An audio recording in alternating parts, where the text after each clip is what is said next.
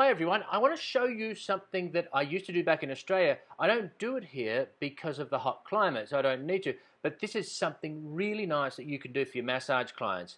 Now, you just get yourself a little dish, get your massage oil. This is a sweet almond oil.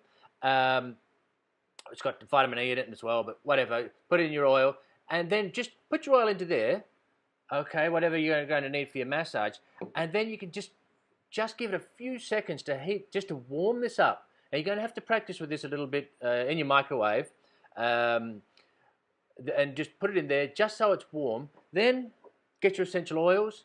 Drop your essential oils if you want to do an aromatherapy oil massage. If you don't, just have nice warm oil. It is really beautiful.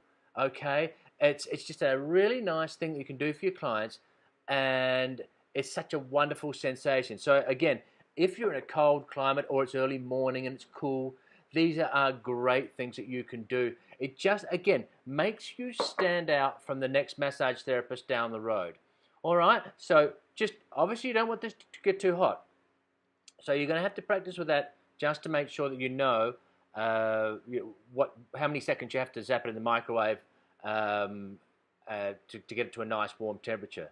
Okay, so don't put your essential oils in with it. You don't want to denature these. So you want to put these in to your warm oil. Don't put them in, and then just mix them around. And there you go. You got beautiful warm oil with essential oils in it.